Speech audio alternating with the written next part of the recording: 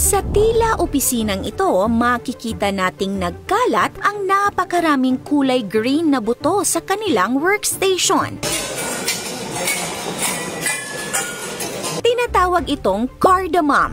Maliliit na buto na kilala bilang Queen of Spices dahil sa kakaiba nitong lasa at aroma. Ito rin ay isa sa pinakamahal na spices na nagkakahalaga ng $90 o mahigit 5,000 pesos sa 1 kilo. Ngunit ang malaking tanong, bakit tila kinakalat lang nila ito sa kanilang mga lamesa? Parang isa ito sa mga mekos-mekos na video ni Insan. Sobra na yung mekos-mekos mo! Dami na sayang! Tigil mo na yan! Pero ang totoo, ito pala ay isang auction center kung saan ang binibenta ay ang green cardamom spice. At dito sa auction o subasta na ito ay sinusuri ng maigi ng mga buyer ang quality ng mga buto bago sila makipag-bid ng presyo. Ang tinatapon pala ni Kuya ay sample ng cardamom na binibenta ng mga seller. Ginagawa nila ito para marinig ng buyer ang tunog ng buto dahil isa ito sa pinagbabasehan ng mga buyer para ma-assess nila ang quality ng sample ng cardamom na binibenta.